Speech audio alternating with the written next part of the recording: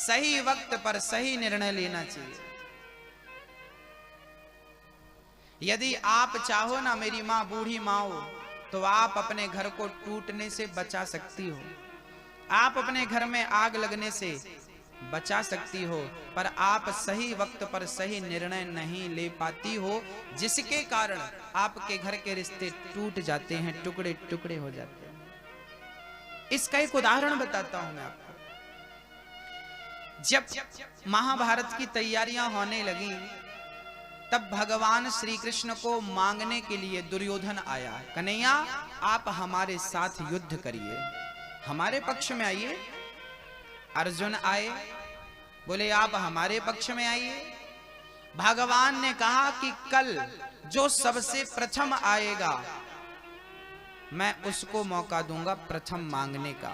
और सुनिए, अकेला मैं नहीं हूं, एक तरफ मैं हूं, दूसरी तरफ मेरी सेना है, नारायणी सेना, जो कभी परास्त नहीं होती, पराजित नहीं होती, वो सेना मेरे पास है।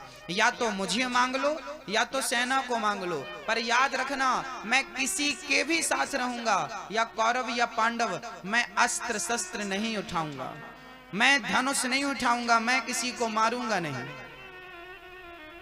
मैं निहत्था रहूंगा। दूसरा दिन हुआ, भगवान श्री कृष्ण सुबह सुबह नित्य की पूजा पाठ से निवृत्त होकर सैया पर लेटे थे, और जब भगवान ने देखा दुर्योधन आ रहा है, तो भगवान ने दुर्योधन को देखते ही अपनी आंख बंद कर ली, मूंद ली। दुर्योधन आया, दुर्योधन को लगा भगवान सो रहे हैं, तो दुर्योधन जाके सिर पे खड़ा हो गया, पीछे यहां। बाद में अर्जुन आए, अर्जुन ने देखा भगवान सो रहे हैं, अर्जुन भी चाहते तो भगवान के सिर पे खड़े हो जाते, परंतु भगवान के सिर पर नहीं, भगवान के चरणों में खड़े होंगे, तब भगवान का दृष्टि भक्त पर पड़ेगी, ईश्वर की दृष्टि तब आप पर पड़ेगी जब आप उनके चरणों में होंगे। अच्छा एक बात बताइए, मेरे सिर पर यहां कोई आके खड़ा हो जाए तो मेरी नजर उस पर पड़ेगी या आप पर पड़ेगी? जो सामने होगा उस पर, या जो सिर पे खड़ा होगा पीछे? आपको लगता है कि मैं भगवान के सिर पे ना। कई लोगों को आपने देखा होगा, हमारी माताएं भगवान के माथे पे तिलक, भगवान के खोपड़ी में फूल चढ़ा देती हैं। मेरी माँ, भगवान के सिर को पाओगी ना तो भगवान नहीं मिलेंगे, भगवान के चरणों को पाओगी तो भगवान प्राप्त हो जाएंगे। अर्थात भगवान के मस्तक पे तिलक वंदन नहीं करना चाहिए, भगवान के चरणों में तिलक पुष्प लगाना चाहिए, भगवान के चरणों की ओर देखना चाहिए, भगवान के चरणों को हृदय में बिठाना चाहिए, भगवान के चरणों का चिंतन करना चाहिए। हाँ, दुर्योधन खड़ा है, आंख खुली, भगवान, अरे अर्जुन आप आ गए पहले, तब दुर्योधन घूम के आया, प्रभु वो नहीं आया, पहले मैं आया। भगवान बोले तुम आए तो पहले हो, पर दृष्टि तो हमारी पहले किस पर पड़ी? हमारी दृष्टि सर्वप्रथम अर्जुन पर पड़ी, इसलिए अधिकार अर्जुन को हम देते हैं। अर्जुन मांगो, तुम्हें क्या मांगना है? अर्जुन ने कहा प्रभु मांगना क्या है, वो तो निर्णय ले चुका हूं, मैं आपको आपसे मांगता हूं। दुर्योधन बड़ा खुश हुआ, वाह मेरे मन की बात हो गई, मैं तो सोच ही रहा था मैं निहत्थे कृष्ण का क्या करूंगा। दुर्योधन बोला मैं इस कृष्ण का क्या करूंगा, इससे अच्छी तो सेना है, कम से कम वो पराजित नहीं होगी। दुर्योधन बोला ठीक है, ये सेना हमें दे दो। सेना लेकर के दुर्योधन चला गया। अर्जुन, अब भगवान ने डांटा, अर्जुन मैंने तुम्हें मौका दिया था पहले मांगने का, तुमने सेना क्यों नहीं मांगी, मुझे क्यों मांगा? मैं तो निहत्था हूं, मैं आपकी कोई मदद नहीं कर सकता महाभारत के युद्ध में। दुर्योधन अर्जुन चरणों में गिर पड़े, कन्हैया मुझे महाभारत जीतने के लिए मैंने आपसे आपको नहीं मांगा, इसी बहाने आप मेरे पास मेरे साथ रहेंगे, दिन रात मैं आपका दर्शन करता रहूंगा, इसलिए मैंने आपको मांगा है, किसी बहाने आपका मुझे दर्शन प्राप्त होगा, मैं युद्ध जीतने के लिए आपको मांगा हूं। ये आप गलत, भगवान से क्या मांगना? दुर्योधन ने भगवान से मांगा, और अर्जुन ने भगवान को मांगा। विजय किसकी हुई? भगवान से मांगने वाली की या भगवान को मांगने वाले की? मेरी माँ, भगवान से मांगने वाले की कभी विजय नहीं होती, भगवान को मांगने वाले की विजय होती है। इसलिए भगवान से ना मांगो, भगवान को मांगो। कन्हैया तुम्हें चाहते, तुमसे नहीं चाहते, तुम्हें चाहते बस। अर्जुन बाहर निकले तो दुर्योधन खड़ा था। अब दुर्योधन हंसने लगा, वाह अर्जुन, मक्खन मक्खन मैंने ले लिया, छाछ छाछ तुझे बची। अर्थात सेना रूपी मक्खन मैंने लिया और निहत्था कृष्ण रूपी छाछ तुझे बची। मक्खन मक्खन मैंने ले लिया, छाछ छाछ तुझे बची। मूर्ख। अर्जुन बोले, दुर्योधन अहंकार ना कर। अरे मक्खन मक्खन तूने ले लिया तो क्या हुआ, वो माखन चोर तो मेरे ही पास है ना, वो चुरा लेता है। ला। तो माखन लेने से अच्छा है मक्खन चोर को ले लो, माखन चोर को ले लो। महाभारत की चर्चाएं बहुत कुछ स्पष्ट करती हैं, बहुत कुछ सिखाती हैं। यदि आप सीखना चाहें तो भगवान को दुर्योधन ने 56 भोग परोसा। भगवान बोले, मुझे तेरे 56 भोग नहीं चाहिए, मेरा निमंत्रण तो विदुर जी के घर है। और भगवान प्रेम से गए विदुर जी के घर और विदुरानी के भाव भरे छिलकों का भोग लगाया है भगवान ने। काकी जी बड़ी भूख लगी है, कुछ खाने को दो।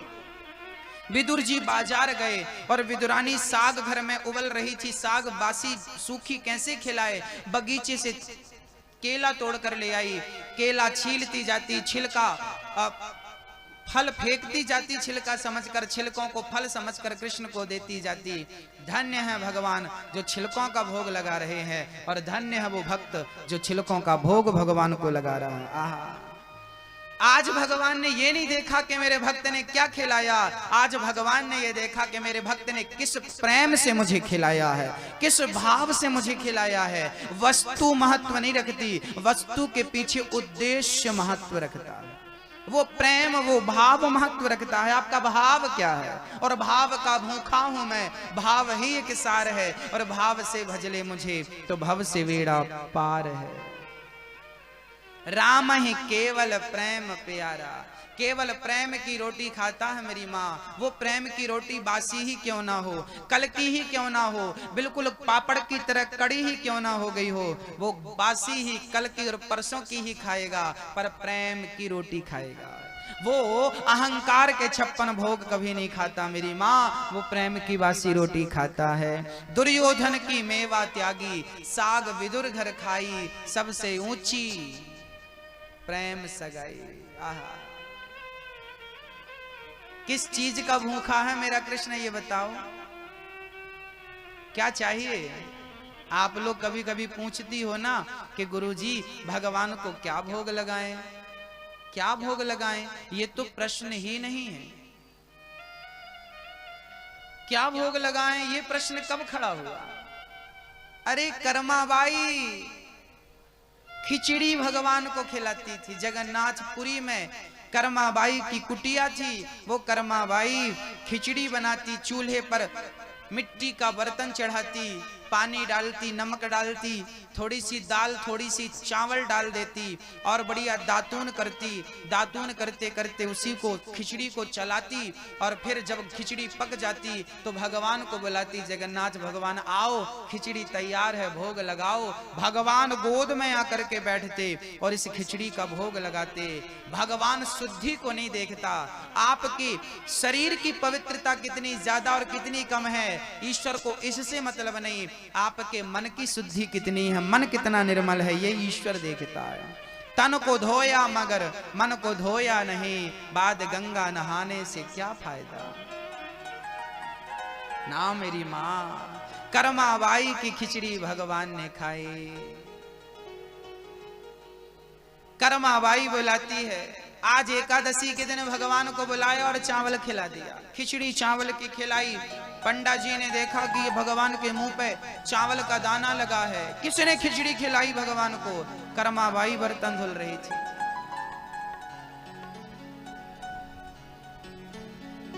भक्ति हो तो कर्मा जैसी, हाँ थाली शाम धड़ी जिमावे बेटी जाट की, जीमो हमारा शाम घड़ी जिमावे बेटी जाट की। थाली भर के लाई खिचड़ो ऊपर घे की बाड़ी। आज खिचड़ी बना कर ले आई और भगवान को खिलाने लगी। भगवान नहीं खाए। कर्माबाई बोली, अच्छा मेरे पिता के हाथ से खाते थे इसलिए उनके हाथ से खाने की आदत है, एक बार तो खा लो। अच्छा तो आप इसलिए नहीं खा रहे हो कि पिता का इंतजार है? तो सुन लो प्रभु, आज मेरे पिताजी नहीं आएंगे, आज मेरे पिताजी नहीं आएंगे, आज मेरे पिताजी नहीं आएंगे आपको खिचड़ी खिलाने, आज तो मैं ही हूं। तो किसी ने कहा क्यों नहीं आएंगे? तो कर्माबाई कहने लगी, बाबो हमारो गांव गयो है ना जाने कब आवेगो। बाबो हमारो गांव गयो है ना जाने कब आवेगो। ओ के भरोसे बैठो रहो तो मुझको ही रह जावेगो। ओ के भरोसे बैठो रहो तो मुझको ही रह जावेगो। आज जिमाऊं तने खिचड़ो, आज जिमाऊं तने खिचड़ो, काल रावड़ी छाछ की, जीमो हमारा शाम धड़ी जिमावे बेटी जाट की। थाली भर के लाई खिचड़ो ऊपर की बाट की, जीमो हमारा शाम घड़ी जिमावे बेटी जाट की। कर्माबाई कहती है, हे प्रभु, हे प्रभु आओ भोग लगाओ। जब तक आप नहीं आएंगे ना मैं भी भोग नहीं लगाऊंगी। और जब भक्ति सच्ची हो, साचो प्रेम प्रभु से हो तो मूरत बोले काठ की। साचो प्रेम प्रभु से हो तो मूरत बोले काठ की।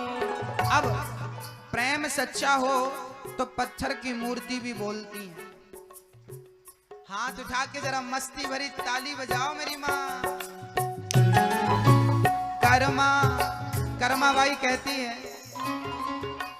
भक्ति हो तो कर्मा जैसी सांवलियो घर आवे गो। भक्ति हो तो कर्मा जैसी सांवलियो घर आवे गो। भक्ति भाव से पूर्ण हो के हरख हरख गुण गावे गो। भक्ति भाव से पूर्ण होकर हरख हरख गुण गावे गो।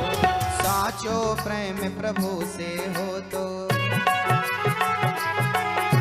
साचो प्रेम प्रभु से हो तो मूरत बोले काठ की। जीमो हमारा शाम धड़े जिमावे बेटे जाट की। थाली भर के खिचड़ो ऊपर की बात की। जीमो हमारा शाम धड़े जिमावे बेटे जाट की। हाँ खावे हमारो श्याम धड़े खिलावे बेटे जाट की। खावे हमारो श्याम धड़े खिलावे बेटे जाट की। श्री राम जय राम जय जय राम, श्री राम जय राम जय जय राम। हरे राम हरे राम हरे राम हरे राम, हरे राम हरे राम हरे राम हरे राम, हरे राम हरे राम हरे राम हरे राम, हरे राम हरे राम हरे राम हरे राम, हरे राम हरे राम हरे राम हरे राम, हरे राम हरे राम हरे राम।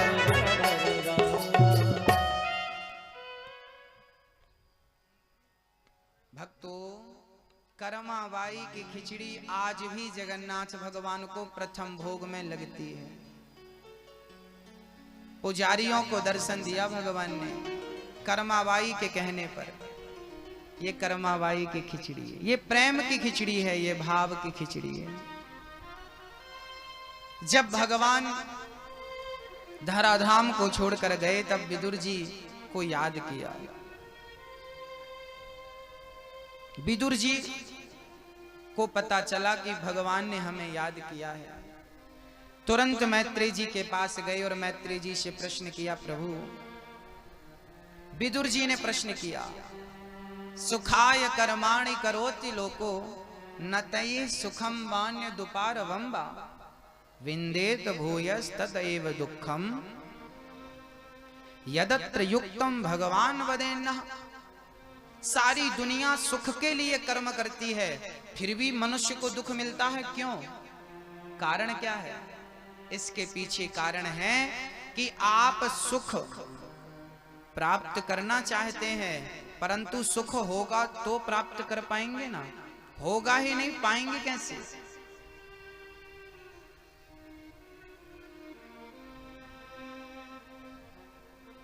मैया जी,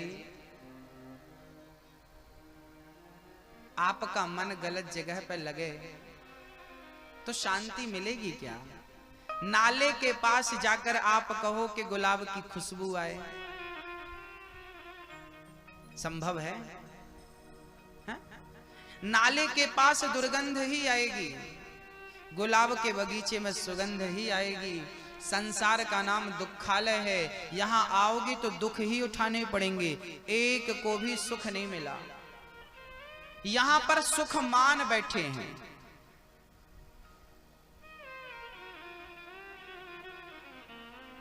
बंदर पकड़ने वाला मंदारी, जानते हो बंदर कैसे पकड़ता है? वो एक घड़े में, घड़े को जमीन में गाड़ देता है, आधा गाड़ देता है, और उस घड़े में, छोटे से घड़े में चने डाल देता है घड़े के भीतर। फिर बंदर जाता है घड़े के पास, चने देखता है तो वो हाथ डालता है। जब हाथ डाला था तब हाथ खुला था तो चला गया, फिर चने पकड़ता है, मुट्ठी बांध लेता है, मुट्ठी बांधता फिर निकालता है तो वो निकलता नहीं, फंस जाता है घड़े में। घड़े का मुंह छोटा होता है, हाथ फंस गया। अब बंदर को क्या लगता है, घड़े ने मुझे पकड़ लिया, घड़े ने मुझे पकड़ लिया। अरे भाई, तूने जो मुट्ठी बांध रखी है ना, यही तेरे बंधन का कारण है। ये मुट्ठी तो खोल। मेरी माँ जैसे बंदर ने चने पकड़ लिए ना तो वो फंस गया, ऐसे आप भी माया मोह धन दौलत पकड़ लेती हो ना तो आप भी फंस जाती हो। वो व्यक्ति फंस जाता है जो संसार में आकर मुट्ठी बांधता है। इसलिए कहते हैं बांधो मत, जो है हाथ उठाकर दान करना शुरू कर दो, धर्म करना शुरू कर दो। हाथ खुले रहेंगे तो बाहर आ जाओगे और मुट्ठी बंद रहेगी तो कैसे निकलोगे? फंस गया बंदर, अब मंदारी के जाल में फंस गया। बस मेरी माँ, आप और हम भी फंसे हैं, क्योंकि हमने भी अपनी मुट्ठी बांध रखी है। हाँ, धन दौलत सोना चांदी हीरा मोती काम क्रोध ये सब ठग रहे हैं हमें। सारी दुनिया सुख ढूंढती है, मिलता क्या है?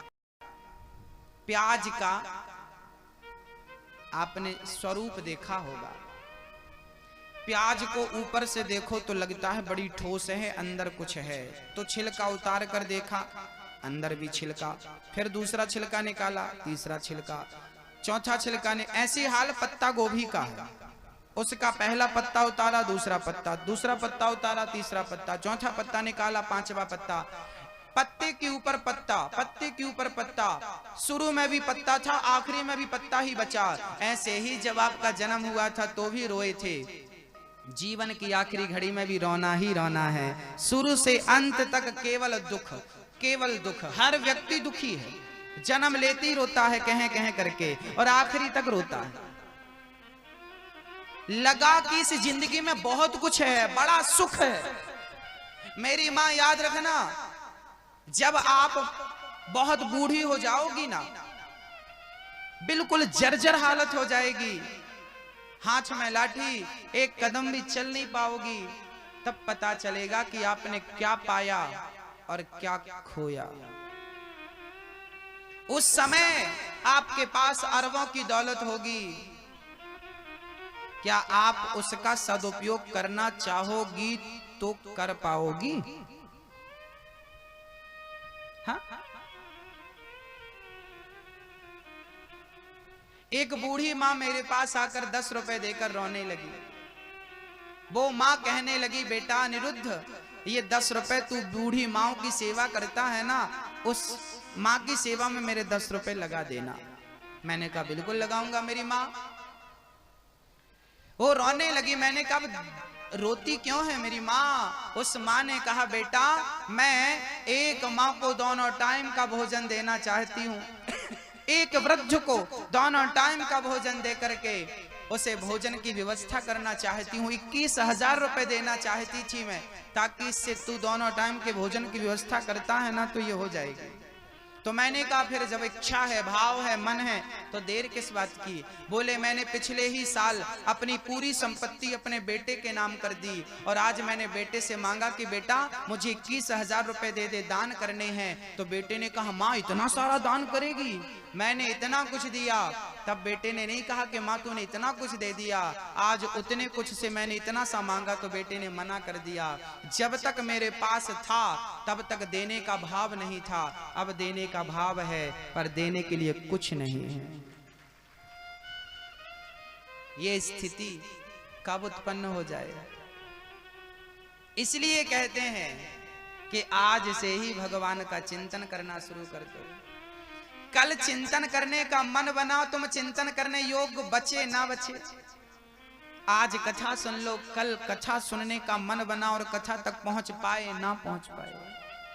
इसलिए मेरी माँ, पैसों से कल्याण नहीं होगा। तुम कमा लो ना बहुत पैसा, आप सोना चांदी से लद जाओ, तुल जाओ तराजू में, क्या होगा?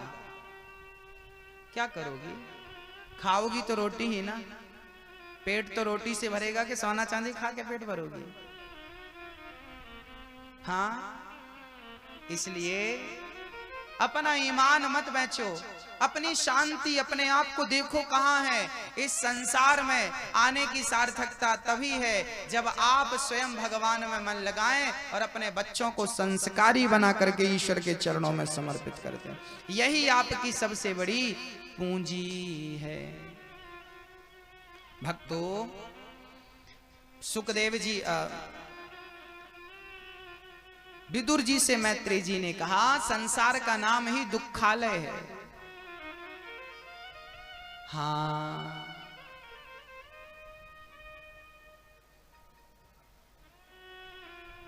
क्या बताऊं, अभी भी समय है, मान मेरा कहना नहीं तो पछताएगा। मिट्टी का खिलौना मिट्टी में मिल जाएगा।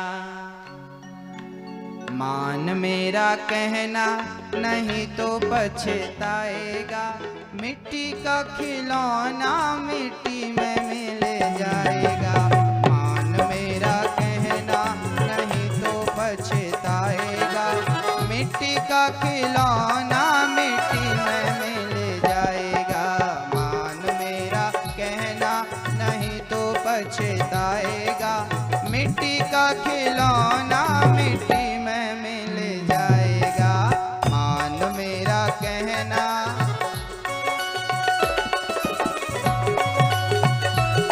हरि बोल।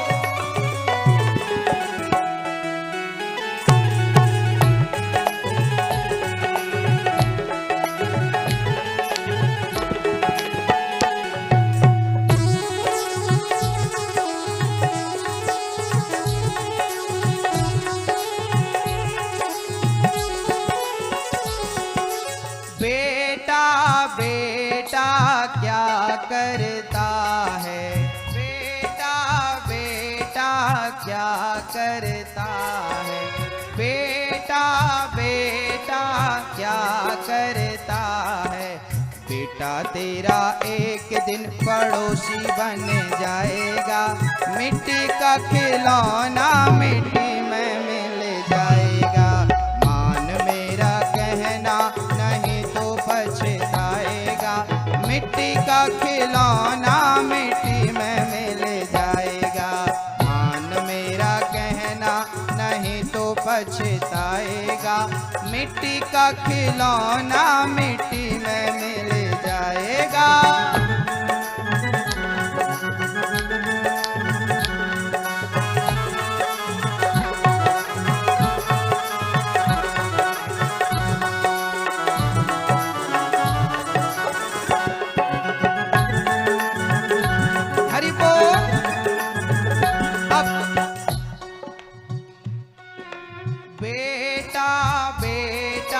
क्या करता है बेटा बेटा बेटा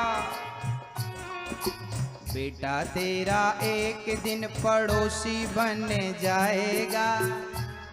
एक दिन आपका बेटा पड़ोसी बन जाएगा, पड़ोस में रहेगा, आपको पूछने भी नहीं आएगा। बेटी बेटी क्या करता है, बेटी बेटी क्या करता है। बेटी तेरी एक दिन जमाई ले जाएगा। मिट्टी का खिलौना मिट्टी में मिल जाएगा। मान मेरा कहना नहीं तो पछताएगा। मिट्टी का खिलौना मिट्टी में मिल जाएगा।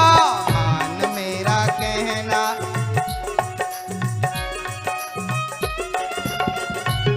हरि बोल।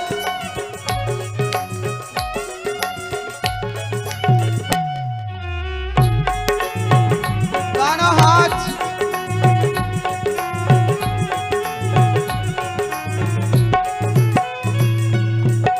बेटी बेटी बेटी करने वालों, ये हमारी माताएं अपनी बहू को कभी फोन नहीं लगाती, 2-2 घंटे बेटी से बात करती हैं। तभी तो फिर बुढ़ापे में तुम्हारी सेवा नहीं करती वो बहू, घर से निकाल देती है, चल बुढ़िया। बाद में रोती हो बहू सेवा नहीं करती। गुरुजी, आपका भी तो धर्म है कि आप बहू से बात करती हो, बेटी से बात करती हो, 2-2 रोज बात करती हो, पर बहू से कभी बात करी फोन लगा के आपने? कैसी है, जिंदा है कि मर गई? देखो मेरी माँ, एक पहिए से गाड़ी नहीं चलती। यदि बहू सास को माँ कहती है तो माँ का धर्म है कि वो बहू को बिटिया कहे और बिटिया समझे। एक तरफ से काम नहीं चलेगा। आपको बेटी की तो फिक्र होती है, पर बहू की फिक्र नहीं होती। पड़ोसी पड़ोसी क्या करता है, पड़ोसी पड़ोसी क्या करता है। पड़ोसी तो एक दिन जला के चला जाएगा। पड़ोसी तो एक दिन जला के चला जाएगा। मिट्टी का खिलौना मिट्टी में मिल जाएगा। मान मेरा कहना।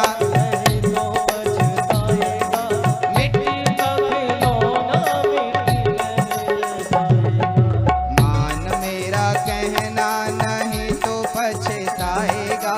मिट्टी का खिलौना मिट्टी में मिल जाएगा।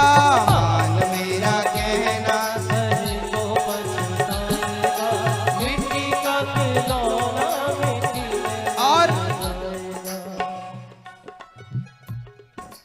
धन दौलत तेरे कोठी बंगले, धन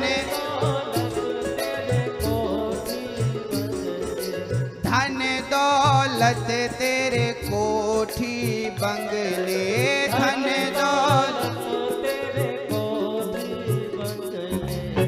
इनसे ममता छोड़ दे पगले, इनसे ममता छोड़ दे पगले। सब कुछ तेरा यहीं पर रह जाएगा।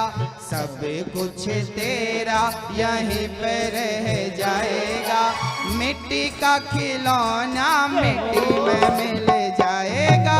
मान मेरा कहना नहीं तो पछताएगा। मिट्टी का खिलौना मिट्टी में मिल जाएगा। और कितना सुंदर तन पाया है तूने। मनुष्य जन्म तूने पाया रे बंदे, मनुष्य जन्म तूने पाया रे बंदे, मनुष्य जन्म तूने पाया रे बंदे, कर्म न कर तू जग में गंदे, कर्म न कर तू जग में गंदे। जैसा बीज बोया तू वैसा फल पाएगा, जैसा बीज बोया तू वैसा फल पाएगा। मिट्टी का खिलौना मिट्टी में मिल जाएगा, मेरा कहना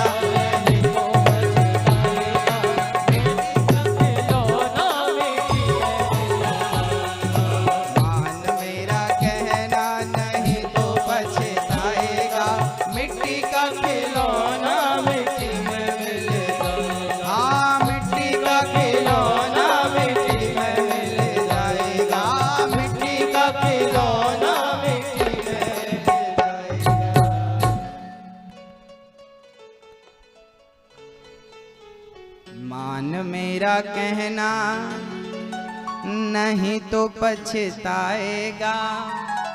मिट्टी का खिलौना मिट्टी में मिल जाएगा। कितनी बढ़िया बात। मान लो मेरी माँ, कहीं देर ना हो जाए,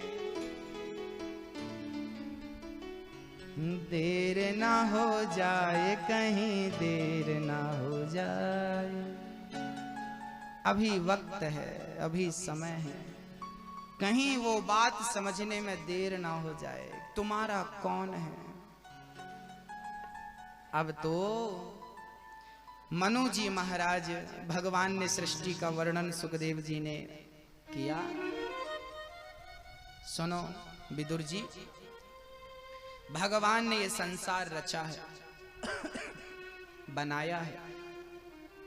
हाँ, जब भगवान नारायण की नाभि से कमल हुआ, कमल से ब्रह्मा जी को चारों वेदों का बोध हुआ, ब्रह्मा जी के संतान हुई, मनु और शत्रुपा को जन्म दिया।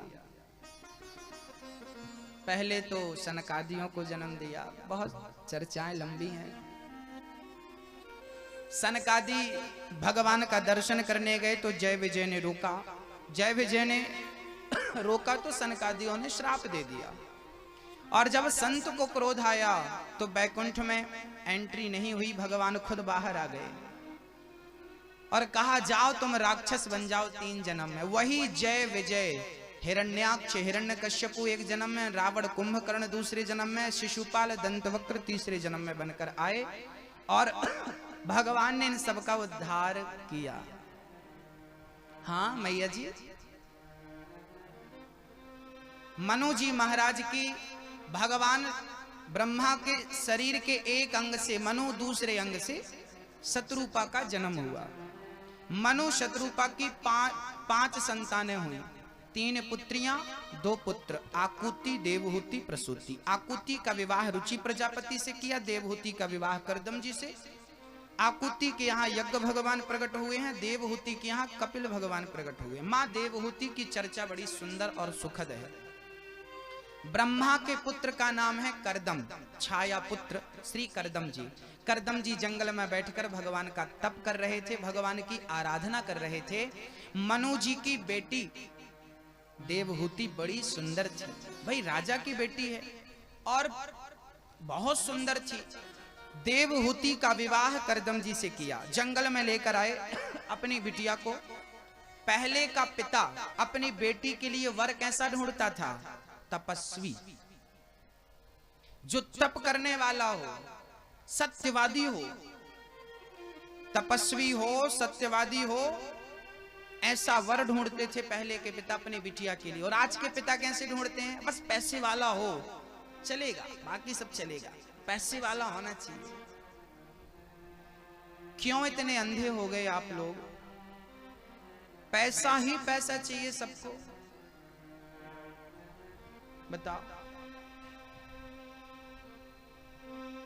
पैसा है तो सब कुछ है, पैसा नहीं है तो कुछ नहीं है, ऐसा लोग कहते हैं। ये बिल्कुल गलत है। अमीर लड़की है तो उसे मीडियम लड़के से विवाह करना चाहिए। अमीर लड़का है तो उसे मीडियम परिवार के लड़की से विवाह करना चाहिए। इससे क्या होगा? बोले लड़का अमीर है और लड़की मीडियम है तो क्या होगा?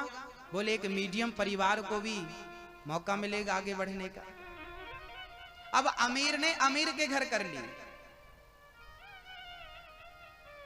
और अपनी औकात से, हैसियत से बड़े घर की लड़की कभी मत लाना। समझ रहे हो? अपनी हैसियत से आपको लगता है मेरे बेटे का विवाह अच्छे घर में हो रहा है, वो अच्छे घर की लड़की कान पकड़ के घुमाएगी आप। एक बार हुआ ऐसा, एक लड़के ने एक बहुत बड़े घर की लड़की से शादी कर ली, प्यार व्यार था, कर ली शादी।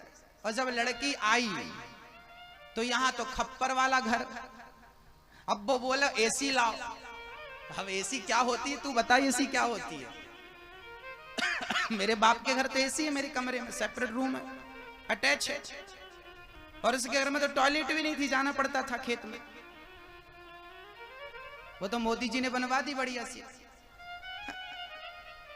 अब वो अमीर घर की लड़की 12 बजाए, जाओ एसी लाओ, ये लाओ, वो लाओ, मुर्गा बना दिया सबको। अपनी हैसियत से ज्यादा नहीं। ये बात मैं नहीं कहता, शास्त्र कहते हैं कि आपकी जो योग्यता है उसी योग्य का वर और वधू ढूंढना चाहिए,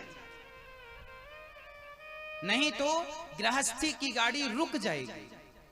ज्यादा दिन तक कब तक चलेगी? भाई पति पत्नी का जीवन तब आगे बढ़ता है जब शरीर मिले ना। शरीर मिलने से पति पत्नी नहीं होता, मन का मिलना ही पति पत्नी का संबंध है। जब तक मन ना मिले तब तक पति पत्नी नहीं होते। मन मिलना चाहिए, और मन मिलेगा तो आप आगे जाएंगे, तो आप तरक्की करेंगे। सही बोल रहा हूं? पति पत्नी का मन मिलना चाहिए, हाँ या ना? बोलो मेरी माँ, आपको ज्यादा अनुभव है। मन मिलना चाहिए। क्या क्या मिलना चाहिए? मन। करदम जी अपनी बेटी के लिए योग्य वर लेके आए। करदम जी जैसा तपस्वी वर। देवहूति का विवाह हुआ। करदम जी का विवाह हुआ देवहूति से। देवहूति बैठी हैं, करदम जी बोले देवी तुम बैठना, मैं जरा पूजा करके आता हूं। करदम जी पूजा करने गए तो ऐसी समाधि लगी, 40 साल बैठे रहे। 40 साल तक देवहूति अपने पति के जागने का इंतजार करती रही। वो वहीं बैठकर घास फूस खाकर अपना पेट भरती थी और इस प्रकार से अपने पातिव्रत धर्म की रक्षा करी। नारी का धर्म है कि वो पतिव्रता हो। नारी की सुंदरता स्वरूप से नहीं होती, नारी की सुंदरता उसका व्रत है। पातिव्रत ही उसकी सुंदरता है, उसका आभूषण है। पातिव्रत, पतिव्रता आपने सुना होगा। पतिव्रता, पतिव्रता किसे कहते हैं? पतिव्रता नारी किसे कहते हैं बताओ? पतिव्रता नारी के लक्षण क्या है बताओ? आप तो नारियां हैं, मैया जी बताओ पतिव्रता नारी के लक्षण क्या है? जो अपने पति के अतिरिक्त स्वप्न में भी किसी पुरुष का चिंतन ना करे उसे पतिव्रता नारी कहते हैं। स्वप्न में भी अपने पति के अतिरिक्त किसी का चिंतन ना करे।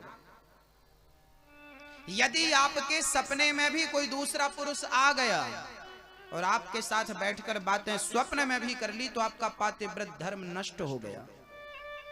ऐसा हम नहीं कह रहे हैं, शास्त्र कह रहे हैं। माता अनुसुईया ने जो सीता जी से कहा है वो सारी चीज रामचरितमानस में लिखी पड़ी है, पढ़ लीजिएगा। पतिव्रता किसे कहते हैं? पतिव्रता बने नारी और पत्नी व्रता बने पुरुष। नारी भी एक पति की ओर देखे और पुरुष भी एक नारी की ओर, अपनी पत्नी की ओर देखे। अपनी दृष्टि भंग ना करे, अपना चरित्र भंग ना करे, इस बात का नारी और पुरुष दोनों को ख्याल रखना चाहिए। भक्तों, श्री करदम जी महाराज माँ देवहूति से विवाह करते हैं। 40 वर्षों पश्चात समाधि खुली। करदम जी ने कहा, देवी आप कौन? अच्छा, देवहूति बुढ़ी हो गई, आप कौन हैं? मैं आपकी पत्नी हूँ, 40 वर्ष पूर्व विवाह हुआ, अब तो बाल वाल सब पक गए, झुर्रियां पड़ गई। करदम जी को लगा राम राम, मेरी पत्नी है और बिना पति को प्राप्त किए बुढ़ी हो गई, अब क्या करें? बोले, देवी तुम वरदान मांगो, तुम क्या चाहती हो? देवहूति बोली, आप जैसे पति को पाकर और क्या चाहूंगी, बस एक पुत्र की कामना है। करदम जी ने कुंड में स्नान कराया और वो कुंड इतना प्रभावशाली था, तप के प्रभाव से उसमें स्नान करते ही माँ देवहूति 16 साल की कन्या बन करके जवान होकर बाहर आई। करदम जी ने भी डुबकी लगाई और सबसे पहला विमान करदम जी ने बनाया।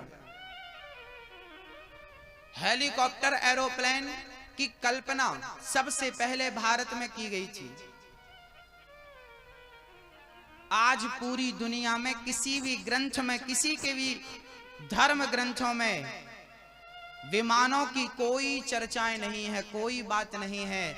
हमारे वेद पुराणों में ही विमानों की बातें हैं। हमारे भारत में जब दुनिया ना पढ़ना जानती थी, ना कपड़े पहनना जानती थी, उस टाइम भी हमारे भारत में विमान हुआ करते थे।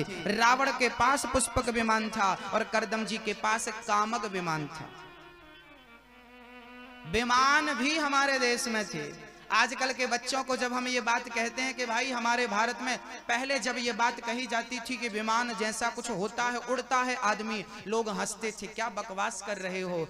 आज दुनिया के लोगों ने भारत के पुराणों पर, भारत के वेदों पर रिसर्च किया तो विमान बना के रख दिया। ये रिसर्च भारत के नए बच्चों ने किया होता तो आज विमान बनाने का खिताब भारत के पास होता। वैसे सच्चाई ये है कि सबसे पहला विमान भारत में ही बनाया गया था। 1400 वर्ष पूर्व हमारे भारत के एक वैज्ञानिक ने सबसे पहला विमान बनाया था और भारत में ही उसको उड़ाकर दिखाया था। पर वो पूरा नक्शा, पूरी डिजाइन लोगों ने, विदेशी लोगों ने चुरा ली और उस आधार पर वो विमान बना के रख दी। आज उनके नाम पे है वो खिताब। तो भाई हमारे भारत में, हमारा भारत, हमारे वेद, हमारे पुराण विज्ञान की कसौटी में खरे उतरते हैं। आप में से किसी को यदि विज्ञान का नॉलेज है, यदि साइंस के आप स्टूडेंट हैं, तो आप आके हमसे बात कर सकते हैं। और साइंस और शास्त्र के बीच में कोई आपको बात समझ में ना आए तो मैं आपके उस प्रश्न का समाधान भी कर सकता हूं।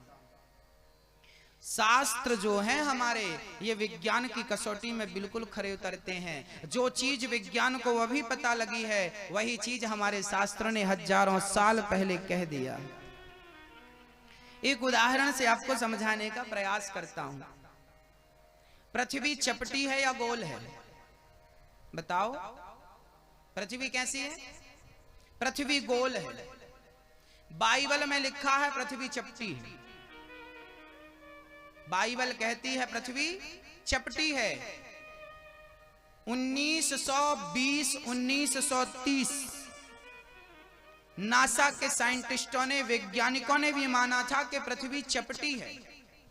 जब पहली सैटेलाइट छोड़ी गई और उस सैटेलाइट के माध्यम से जब देखा गया तो पता चला कि पृथ्वी चपटी नहीं, पृथ्वी गोल है।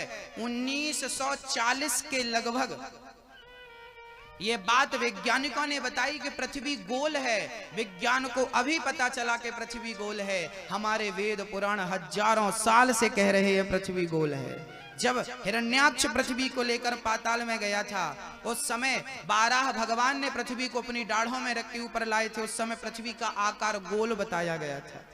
पृथ्वी गोल है, ये हमारे वेद पुराण पहले ही से बताते हैं। बाइबल कहती है पृथ्वी चपटी है, वेद कहता है पृथ्वी गोल है। अब विज्ञान ने मोहर लगाई तो किसकी बात पर लगाई? बाइबल की बात पर या वेदों की बात पर?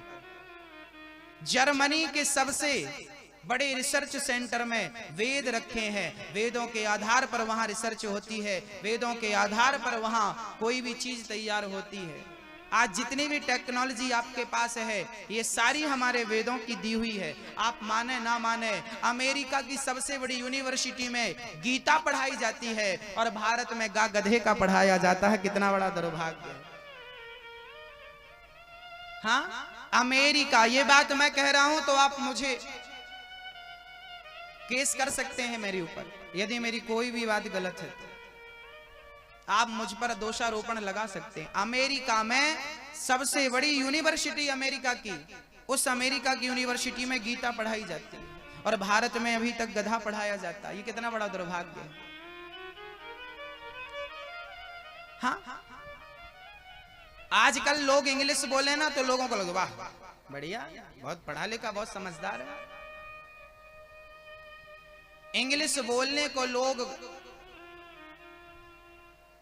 कहते हैं कि ये भले आदमी हैं, पढ़े लिखे हैं, विद्वान हैं, और कोई हिंदी से बात करे तो नहीं लगता ये ऐसे ही है, कोई ज्ञान नहीं है इसको। सोचिए कि जिस देश में अपनी मातृभाषा का सम्मान ना हो वो देश कैसा होगा। एक भारत इकलौता देश ऐसा है जहां, जिस देश में आपकी भारत माता की, आपकी भारतीय संस्कृति में आपकी हिंदी का सम्मान नहीं होता। मातृभाषा हमारी क्या है? हिंदी है। हिंदी बोलने में शर्म आती है, इंग्लिश बोलने में गर्व होता है, जबकि बात तो यह होनी चाहिए चाइना का आदमी इंग्लिश नहीं बोलता, वो अपनी चाइनीज भाषा बोलता है। एक हिंदुस्तान का दुर्भाग्य है कि हिंदुस्तान की खाता है, हिंदुस्तान में रहता है, पर इंग्लिश बोलता है। कितना बड़ा दुर्भाग्य है। मातृभाषा से प्यार करिए, अपने वतन से प्यार करिए, भारत माँ से प्यार करिए। हिंदी है, हम वतन है, हिंदोस्ता हमारा। अच्छा बताओ, आपको भारत माँ से किस किस को प्यार है? सब हाथ खड़े करेंगे, किसी से पूछ लो, सब हाथ खड़े करेंगे। हाथ खड़े करने से प्यार नहीं होता मेरी माँ। जापान का नाम सुना है आपने? जापान एक देश है, छोटा सा टापू में रहता है, सबसे संपन्न देश है जापान। जापान के किसानों ने सेब उगाए, तो जापान समुद्र के बीच में वहां का सेब जब हुआ ना, तो वहां का सेब कड़वा है। वहां का जो लोकल सेब है, एप्पल है, वो कड़वा है। तो अमेरिका को पता चला कि जापान का सेब कड़वा है, तो अमेरिका ने अपने सेब वहां की बाजार में उतार दिए। ये बात मैं इतिहास की बात दोहरा रहा हूं, बोल रहा हूं आपसे।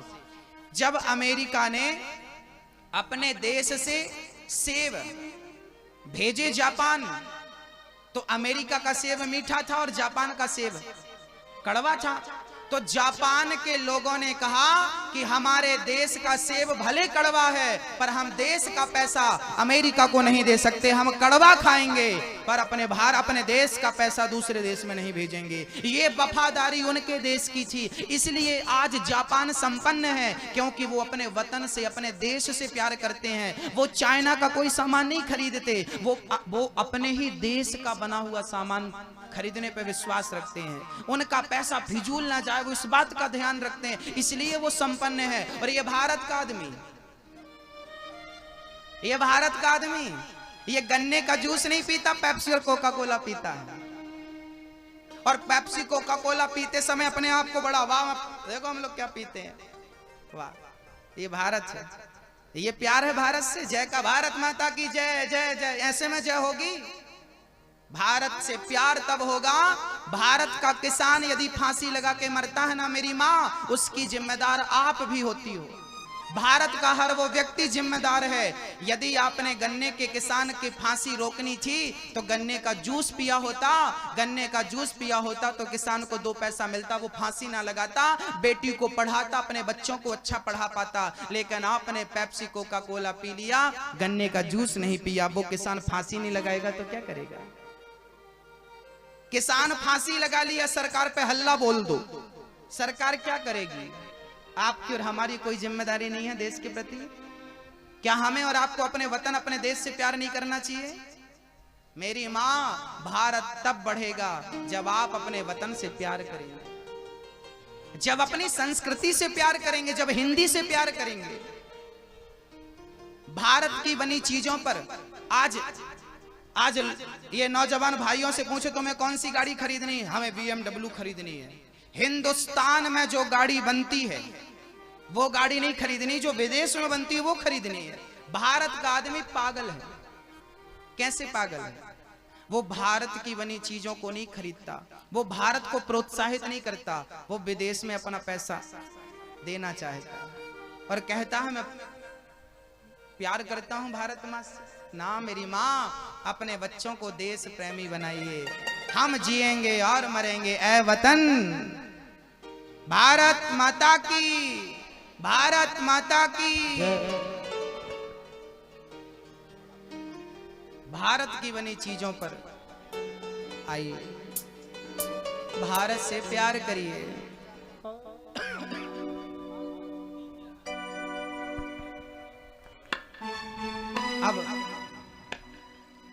अब आइए चलते हैं। मां कपिल देवहूति को करदम जी ने विमान पर बिठाया। 9 बेटियां हुई करदम जी की,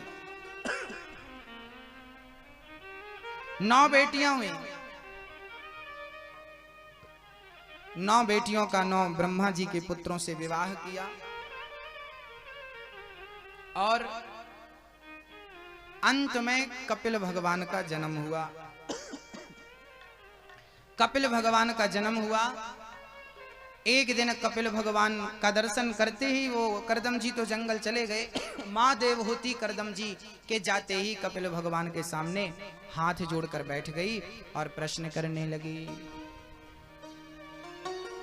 निर्विण्णाम नितराम भूमन सदिन्द्रिय दर्शनात् येन संभाव्यमानेन प्रपन्नान्धं तमः प्रभु। आज देवहूति ने हाथ जोड़कर कहा, प्रभु मेरा मन बहुत परेशान करता है, ये मन बड़ा परेशान करता है, क्या बताऊं मैं। करदम जी से देवहूति से कपिल भगवान ने कहा, मां मन को शांत करना हो तो केवल 2 उपाय हैं। मन को शांत कैसे किया जा सकता है? मन को शांत कैसे किया जा सकता है?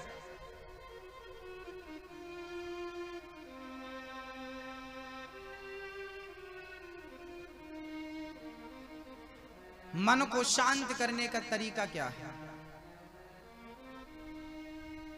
कैसे किया जा सकता है? बोले मन को शांत करने का मात्र एक उपाय है, केवल कथा और कीर्तन। कीर्तन से ही मन को शांत किया जा सकता है। कीर्तन रोज करिए अपने घर पे, मन शांत होगा। कथा रोज सुनिए, मन शांत होगा। और जिस दिन मन शांत हो जाएगा उस दिन आपको चलकर भगवान के पास नहीं जाना पड़ेगा। जहां नजर जाएगी वहां कृष्ण कृष्ण नजर आएगा। बस केवल मन शांत कर लीजिए। मन की इच्छाएं ना राजाओं की पूरी हुई है, ना रंकों की पूरी हुई है। देखिए, जरूरत पूरी हो सकती है, इच्छाएं पूरी नहीं हो सकती। तो जरूरत के हिसाब से जिंदगी जीना चाहिए, इच्छाओं के हिसाब से जिंदगी नहीं जीना चाहिए। क्या मेरी माँ? जरूरत अलग है। रोटी कपड़ा और मकान हमारी क्या है? हमारी क्या है? जरूरत। रोटी कपड़ा मकान हमारी जरूरत है, परंतु इच्छा क्या है? हमारी इच्छा है बंगला, हमारी इच्छा है गाड़ी, हमारी इच्छा है ये, हमारी इच्छा है। इच्छाएं कभी पूरी नहीं होंगी। आपके पास यदि 1 करोड़ की संपत्ति है तो क्या मन भर गया? इच्छा पूरी हो गई? 1 करोड़ है तो 2 करोड़ की इच्छा हो जाएगी, 2 करोड़ है 10 करोड़ की इच्छा हो जाएगी। आपकी इच्छाएं कभी शांत नहीं होंगी, कभी पूरी नहीं होंगी। एक राजा ने एक बकरे को खड़ा करके घोषणा कर दिया कि भाई इस बकरे का पेट जो भरेगा मैं उसे इनाम दूंगा। बड़े बड़े लोग ले गए बकरे को, उसे बढ़िया हरी हरी घास के बीच में चराया, उसे घुमाया। परंतु जब वो चर कर आया, राजा बोला मैं इसकी परीक्षा लेकर देखूं पेट भरा है कि नहीं। राजा ने घास डाली तो वो खाने लगा। राजा बोले पेट भरा होता तो खाता क्यों, पेट खाली इसका अर्थ अभी तक इसका पेट भरा नहीं, ये खा रहा है मतलब पेट नहीं भरा। एक संत को पता चला, संत बगीचे में ले गए हरी हरी घास के बीच में और शाम को लेकर आए। राजा ने कहा मैं चेक करूंगा कि पेट भरा है कि नहीं। घास डाला तो बकरा घास की तरफ देखा भी नहीं। राजा चरणों में गिर पड़ा, महाराज जी, संत जी, आपने ऐसे कैसे पेट भर दिया इसका, ये घास की तरफ देखता नहीं। तब राजा से संत ने कहा, राजन, ये घास खाने जब जंगल में आगे बढ़ा तो मैंने इसके मुंह पे एक लाठी मारी, फिर घास खाने बढ़ा, दूसरी लाठी मारी, मैंने इसको तब तब मार लगाई जब जब ये आगे बढ़ा। अब इसने समझ लिया कि मैं आगे बढ़ता हूं तो लाठियां पड़ती हैं। वो शांत हो गया, खड़ा हो गया। इसके बाद ये आगे बढ़ा ही नहीं। इसका अर्थ है अब ये समझ गया कि हमें ज्यादा भागना नहीं है, शांत रहना है। और अब मैं आपके सामने लाकर खड़ा किया हूं तो ये बकरा घास नहीं खा रहा, इसे मैंने उतनी ही घास दी जितने में ये जिंदा रह सके, उससे ज्यादा नहीं। मेरी माँ ऐसे ही जैसे बकरे को कितना भी खिलाओ इसका पेट कभी नहीं भरता, ऐसे मन ये बकरा है, इसको कितना भी मिल जाए इसका कभी पेट नहीं भरता। संयम की लाठी, महात्मा जी ने लाठियां मारी ना, ये लाठी कौन सी है, अपने मन पर संयम की लाठी। संयम कौन, देखना इंद्रियों के न घोड़े बढ़े, इनमें संयम के हरदम ये कोड़े लगे। अपने रथ को सुमार्ग लगाते चलो, मन से गोविंद गोपाल गाते चलो। क्या करना है मेरी माँ, अपने रथ को सुमार्ग लगाते चलो, मन से गोविंद गोपाल गाते चलो। देखना इंद्रियों के ना घोड़े बढ़े, इनमें संयम के हरदम ये कोड़े पड़े। इंद्रियों के घोड़े ना बढ़ जाएं, संयम संयम संयम संयमी बनो। भक्तों, परिणाम यही हुआ कि ये चर्चा हमें ये इशारा करती है इस ओर कि कभी भी इच्छाओं के लिए नहीं बढ़ना चाहिए, इच्छाओं के लिए नहीं चलना चाहिए। जितनी जरूरत है उतना मिल जाए, हरि का गुण गाओ, इच्छाएं कभी पूरी नहीं होंगी। ना खाने की इच्छा पूरी होगी, ना धन कमाने की, ना भोगों की इच्छाएं पूरी होंगी। बोले इच्छाएं पूरी कैसे होंगी, बोले वो गेहूं का दाना पानी में डाल दोगे ना तो रात भर में अंकुरित हो जाएगा, लेकिन वही तवे में डालकर थोड़ा सा हिला डुला दोगे, गरम तवे पर डाल दोगे ना, और उसके बाद जब वो दाना गरम हो जाए उसके बाद उसे पानी में डालोगे तो क्या वो अंकुरित होगा? गरम करने से उसकी अंकुरित शक्ति नष्ट हो गई। ऐसे हमारी इंद्रियां, हमारी इच्छाएं बार बार अंकुरित हो जाती हैं। इसे यदि भक्ति की आग में तपा दोगी तो इसकी अंकुरित शक्ति ही नष्ट हो जाएगी, फिर आपके अंदर कोई इच्छा नहीं रह जाएगी, बस एक इच्छा रह जाएगी, कृष्ण की प्राप्ति। क्या इच्छा रह जाएगी? केवल कृष्ण की प्राप्ति, केवल कन्हैया। कन्हैया तुम्हें एक नजर देखना है,